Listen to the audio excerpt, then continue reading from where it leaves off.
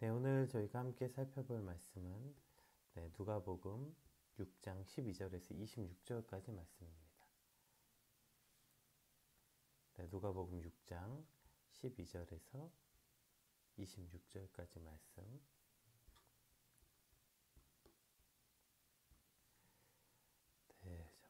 PC가 연결이 안 돼서요.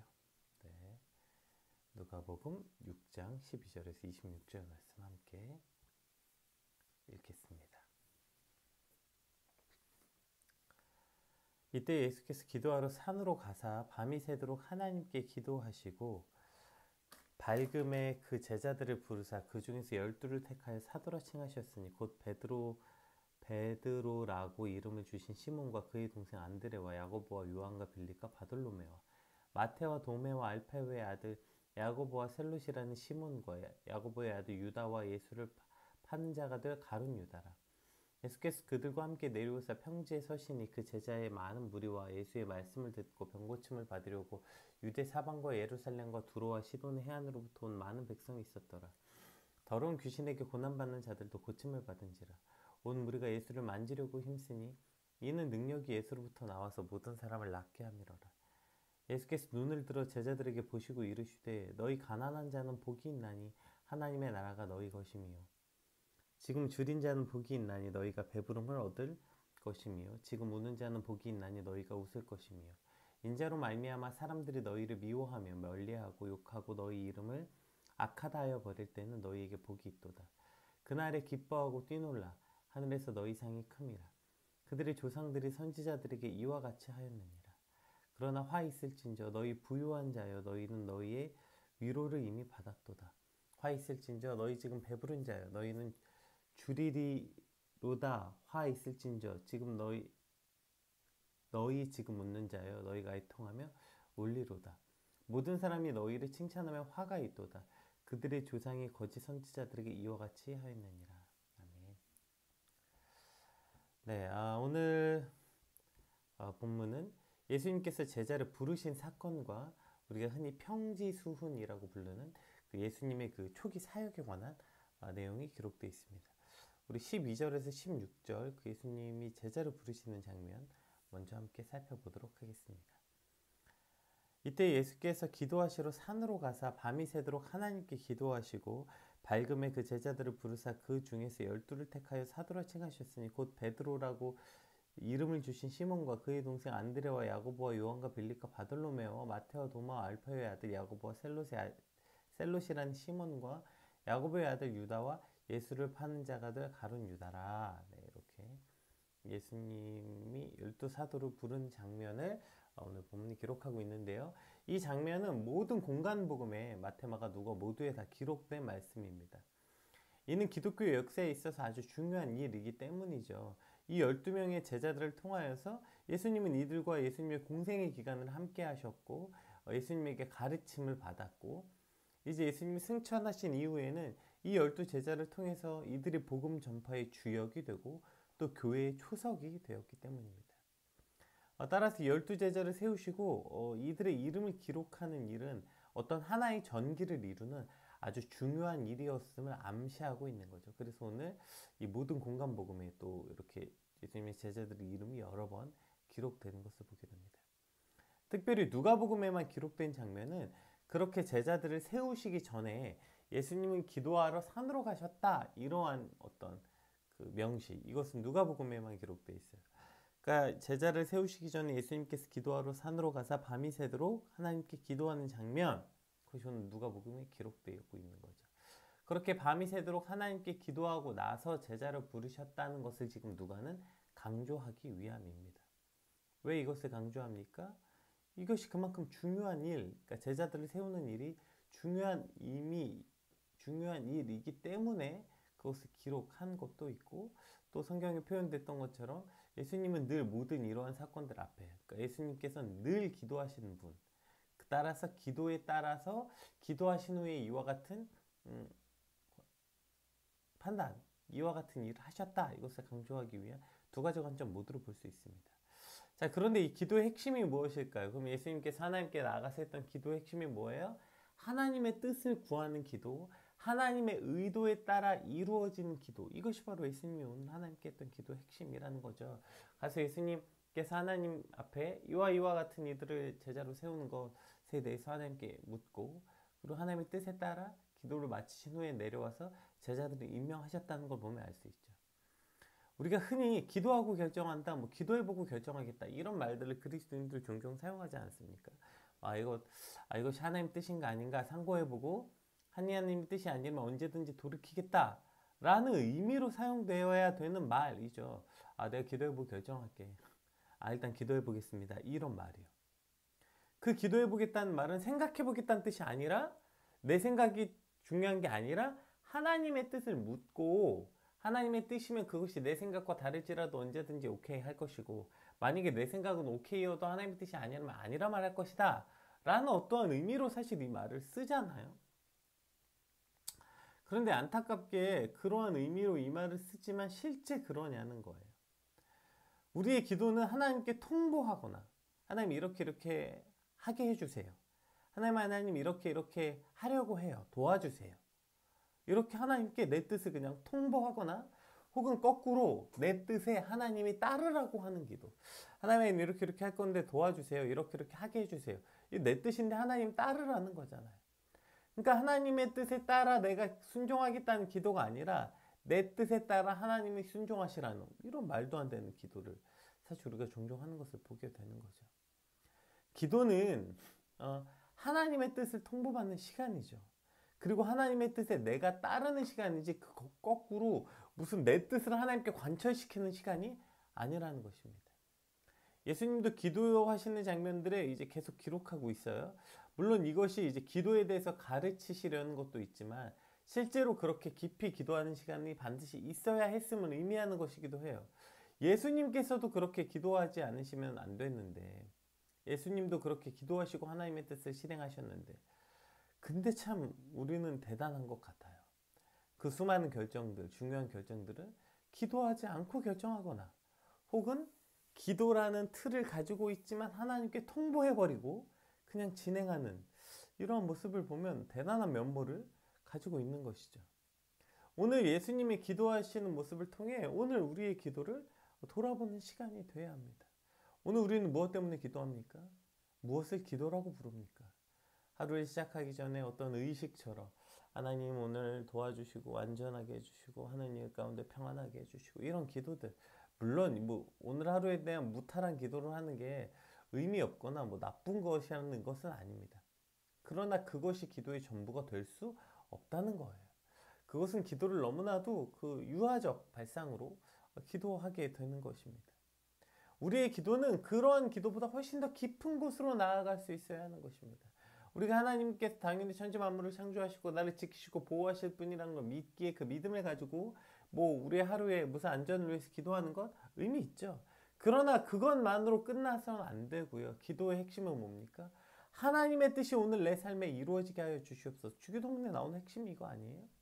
아버지의 뜻이 하늘에서와 같이 땅에서 이루어지게 하여 주시옵소서. 하나님의 뜻이 오늘 내 삶에 이루어지게 하여 주시옵소서. 그렇게 기도하고 나서 하나님 뜻이 아니면 멈춰서게 하시고 그 모든 결정이 하나님의 뜻대로 이루어지길 소망합니다. 네, 이것이 오늘 우리의 기도, 우리의 믿음이 되어야 할 것입니다. 예수님이 12제자를 세우시기 전에 그렇게 하나님의 뜻을 간구한 후에 그 일을 이루신 것처럼, 하나님 오늘 나의 기도가 그렇게 하나님의 뜻을 이루기 위한 기도, 하나님의 뜻이 오늘 내 삶 가운데 이루어지길 소망합니다. 이러한 마음으로 기도하는 오늘이 되시길 주님으로 축복합니다. 자, 그리고 이제 쭉 그 사람들의 이름을 기록하고 있어요. 그 제자를 부르사 12를 택하셔서, 자, 사도라 칭하셨고 베드로부터 시몬, 안드레, 야고보, 요한, 빌립, 바돌로메 쭉 마태, 마가, 야고보 쭉 나옵니다. 자, 근데 여기서 이제 예수님의 그 12명의 이름을 쭉 기록하고 있는데, 이 사람들 이름 하나하나를 살펴보면 사실 대단할 게 없는 매우 평범한 이들, 혹은 평범한 것보다 못한 이들, 보통 사람들보다는 조금 못한 이들로 구성되어 있는 것들을 보게 돼 있어요. 예수님을 당시 따르던 무리들이 얼마나 어마어마하게 많았겠어요. 그들 중에는 분명히 능력 있는 사람, 사회적으로 성공한 사람, 인정받은 사람, 유명한 사람, 기타 등등 있었을 겁니다. 왜냐하면 그렇게 구름대처럼 예수님이 가시는 곳곳마다 사람들이 몰려들었으니까요. 그런데 오늘 지금 이 기록된 12명의 이름들은 누굽니까? 우리가 잘 아는 것처럼 당시 가난하고 배운 것 없는 이들, 어부였던 이들, 사람들에게 천대받고 멸시받았던 세리들, 지금 이런 사람들을 예수님께서 제자로 부르시고 그 사람들의 이름을 기록하고 있어요. 왜 이렇게 평범하거나 혹은 평범하지도 못한, 평범한 것보다도 일단 훨씬 못한 이들을 예수님이 제자로 부르신 걸까요?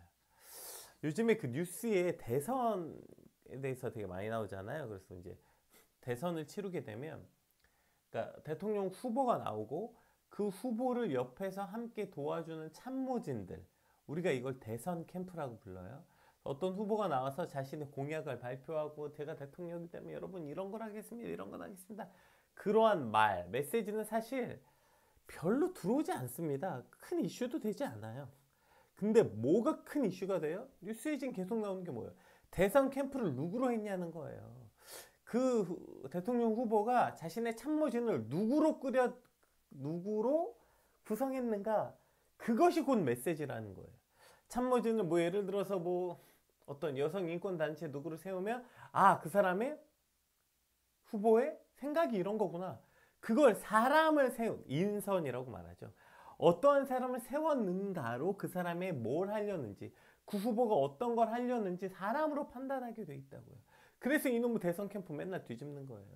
참모진 저런 사람으로 암치고 났더니 뭐 저 사람이 어땠네 저땠네 욕먹고 이러니까 대선 캠프 다 뒤집어 엎어서 다시 새로운 참모진을 꾸리고 이러니까 이거 맨날 매스컴에 나오는 거 아니에요.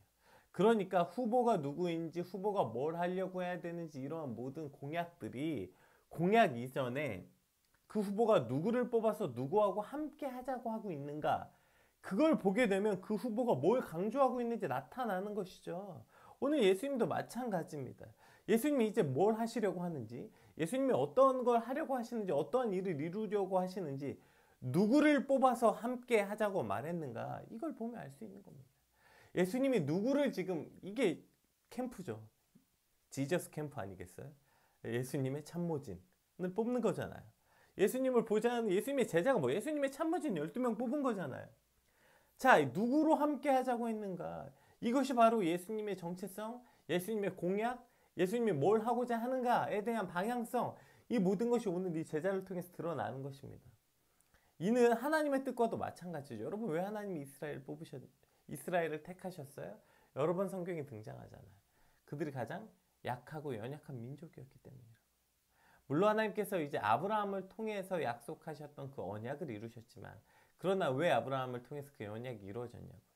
하나님께서 성경에서 위대하고 대단한 이들을 뽑아서 사용하신 것이 아니라 늘 약하고 연약하고 모자란 이들을, 그러한 이들을 뽑으셔서 세우셨어요. 왜요? 첫째, 하나님의 관심이 여기 있기 때문입니다. 이때 뒤에 이제 이 평지순에 나오지만 하나님의 관심은 여기 있다고요. 혹시 시간이 없어서 못 볼 수도 있으니까 그냥 제가 읽어드릴게요. 하나님의 관심이 어디 있어요? 예수께서 눈을 들어 제자들을 보시고 예수께 너희 가난한 자는 복이 있고 하나님의 나라가 너희 것이 될 것이고, 지금 줄인 자는 복이 있고 너희가 배부름을 얻을 것이고, 우는 자는 복이 있고 너희가 웃을 것이다. 인자로 말미암아 너희가 미워하고 원리하고 욕을 받고 너희 이름을 악하다 버릴 때는 너희에게 복이 있도다. 자, 이러한 이들에게 복이 있다고 말씀하시고, 그 다음에 화가 있다고 말하는 이들 어떤 자들이에요? 부요한 자, 너희는 이미 위로를 받았다. 배부른 자, 너희는 줄일 것이다. 웃는 자, 너희가 애통할 것이고, 칭찬을 받는 자, 너희 거짓 조상들도 이와 같이 하였다. 지금 누가 화를 받고 누가 복을 받는다고 말하고 있어요? 가난하고 어렵고 힘없고 배고픈 자들. 물론 이 사람들 그냥 육체적으로 배고프고 힘없다는 의미는 아닙니다. 물론 그들에게 관심이 있고, 그것이 하나님의 복음을 위해서 그런 일을 당한 이들을 향해서 예수님의 관심이 거기 있다는 거예요. 하나님의 관심이 지금 거기 있다는 것이죠. 이 땅에서 잘 먹고 잘 살고 부유하고 이러한 자들이 아니라 오히려 그들은 화가 있을 자들이라고 지금 말씀하고 있는 것입니다. 그러니까 지금 말하는 가난한 사람 무조건 복이 있고 부자는 무조건 화가 있다, 이런 뜻은 아니에요. 그것이 즉 우리가 무엇을 추구하는가에 대한 의미라는 것입니다. 내가 연약함으로, 힘이 없음으로, 가난하고 배고픔으로 하나님만 의지하고 하나님을 붙잡고 살아가는 이들이 복이 있다는 거예요. 그냥 가난하면 다 복이 있다는 게 아니라 내가 가난하고 연약하기 때문에 그래서 주님만 붙잡을 수밖에 없고 주님만 함께 할 수밖에 없는 그러한 삶의 방식들, 그러한 이들이 복이 있다 이렇게 말하는 거고, 그러라고 이스라엘을 뽑으신 거고, 그러한 이들을 통해서 지금 일을 이루시겠다고 제자들도 이러한 이들로 뽑으신 겁니다. 왜요? 그러한 이들이 하나님의 일을 하게 되면 두 가지 방식, 그들처럼 자신처럼 힘없고 극률한 이들을 공감, 그들에게 동일하게 예수님의 마음, 하나님의 마음을 품고 그들을 품어줄 수 있는 이들이었기 때문이죠. 왜냐하면 자기들이 배고파 봤으니까. 배고픈 이들을 품을 수 있는 연약함, 그들을 뽑을 수 있었고, 두 번째 고린도전서에 나오는 것처럼 가난하고 연약한 이들을 통하여서 힘있고 강한 자들을 부끄럽게 만드셔서 하나님이 누구신지 드러나게 하시는 것. 사도 바울의 고백처럼 내가 약할수록 예수 그리스도가 드러나는 것. 요한의 고백처럼 나는 쇠해야겠고 오직 그리스도가 흥해야겠다는 것. 이것이 바로 이 이유라는 것입니다. 내가 연약할수록 그리스도가 강함이 되시고 그리스도가 나타나는 것. 그래서 오늘 이 연약한 이들을 하나님 제자로, 지금 예수님께서 제자로 부르셨다는 거죠. 아, 이러한 일들을 하시려고 지금 이러신 거구나. 자, 이것이 여러분 우리에게 얼마나 큰 은혜입니까? 오늘 그러려고 우리도 뽑으셨다는 거예요. 오늘 그러려고 저와 여러분도 지금 예수 그리스도의 제자로, 예수 그리스도의 사도로, 우리도 그러한 사명으로 부름을 받았다는 것이죠. 내가 연약하기 때문에 뽑힘을 받은 거지, 내가 남들보다 야 그래도 내가 이런 믿음이 있지, 내가 이런 건 좀 잘하지, 아니요. 나의 재능과 뭐가 있어서 뽑힌 게 아니에요. 오늘 우리가 그렇게 지금 말씀 앞에 나와서 사역하고 사명자로 서게 되고 그리스도인이 된 건 연약하기 때문이라는 거예요. 그래서 네가 연약했기 때문에 너를 통해 주님이 드러나기를 원하는 거고, 네가 연약하기 때문에 네 힘으로 감당하는 것이 아니라 오직 하나님께 간구하는 삶을 살아가라는 의미로서 우리를 부르신 거죠. 그런데 우리가 마치 내가 힘있고 뭔가 능력이 있어서 뽑힌 거라고 착각한다면 오늘 후반절에 나왔던 화 있을진저의 그러한 자들이 이미 우리가 되는 거죠. 부유한 자여, 이미 부유한 걸 추구하며 살아가는 이들, 너희는 이미 부유해서 이 땅에서 위로를 받았고, 배부른 걸 위해서 너희 인생의 모든 걸 투자하고 살아가는 이들, 즉 행복이라고 말하면서 그것을 꿈꾸는 너희 이들은 애통하고 울게 될 것이고, 사람들의 칭찬, 인정, 인싸로 살아가길 원하는 사람들, 그 사람들 역시 화 있을진저, 그것을 살아가면서 추구하는 방식이 화 있게 될 것이라는 것입니다. 따라서 오늘 제자들이 연약함, 자들을 뽑으신 것처럼, 그리고 연약한 이들에게 복이 있다고 말한 것은 우리가 그 연약함을 기억하고 예수 그리스도께 나아가게 될 때, 그것이 바로 제자들이 연약하게 뽑힌 이유이기도 하고, 그것이 오늘 그들이 복이 있다 말한 이유이기도 한 것입니다. 오늘 나의 연약함을 발견하고 날마다 그래서 주님이 필요합니다. 그래서 주님밖에 없습니다. 연약한 나를 통해서 주님만 드러나시기를 꿈꾸고 소망하는 저와 여러분 되시길 주님으로 축복합니다. 또 한 가지, 이것이 우리뿐 아니라 오늘 우리 주변에 있는 이들을 향해 우리가 바라보는 시선이어야 된다는 것이죠. 아니, 지도 연약해서 제자로 뽑혀놓고 언제부터 대단했다고 그렇게 누구를 향해서 야, 저 사람은 뭐 되네 안 되네, 저 사람은 뭐 자격이 있네 없네, 우리가 그런 말 할 수 있겠습니까? 나도 연약해서 뽑혀놓고서 우리가 저 누굴 향해서 저 사람은 뭐 이럴 자격이 있고 저럴 자격이 있고, 이러한 어리석은 말들, 그것이 사실 참 얼마나 악한 말인지, 얼마나 교만하고 배은망덕한 말인지 기억해야 되는 것 같습니다. 사실 그러한 어리석은 말들을 얼마나 많이 하고 삽니까 우리가. 그러한 어리석은 말들이 오늘 내 입술에서 제하여지고, 그 연약한 이들을 통해서 하나님 드러나셨던 것처럼 주님, 그 연약한 이를 통하여서 하나님의 영광이 드러나게 해주십시오. 그저 기도하고 간구해 주는 이들이 되게 하여 주시고, 내가 받은 은혜, 그것을 기억하고, 자기가 받은 은혜는 지금 기억도 못하고 남들에게 그렇게 칼같은 잣대를 들이대는 것이 아니라, 내가 연약해서 제재가 된 것처럼 저 사람도 저 연약함을 통해서 제재가 되었고, 이제 그걸 통해서 주님께서 드러나게 되길 원합니다. 기도하는, 누군가 그렇게 쉽게 판단하고 정죄하는 것이 아니라, 그래서 긍휼히 여기고 기도해 줄 수 있는 마음을 갖는 저와 여러분 되시길 주님으로 축복합니다. 우리 받은 말씀 놓고 함께 기도합시다. 오늘 하나님의 일이 어떤 사람을 통해서 이루어지는지, 누가 세워졌는지를 보면 하나님이 뭘 하길 원하시는지 알 수 있습니다. 연약하고 가난하고 힘없는 자들을 택하셔서 일하시기로 결정하신 그 놀라운 은혜, 그 결정 때문에 오늘도 내가 여기 있습니다. 하나님 착각하지 않게 하시고, 감히 그 앞에서 내가 뭐라도 됐냐, 내가 뭐라도 해서 능력 있어서 뽑히냐, 착각하지 않게 하시고, 그래서 교만할 거리가 아니라 나는 그저 엎드려 주여 나 같은 자를 사용해 주셔서 뽑아 주셔서 감사합니다. 기뻐하고 감격하는 오늘이 되게 하시고, 이와 같은 마음으로 다른 이들도 동일하게 볼 수 있게 하시고, 그래서 오늘 말씀에서 나온 복 있는 자들로 살아가게 하여 주시옵소서. 우리 같이 받은 말씀 놓고 함께 기도하겠습니다. 기도합시다.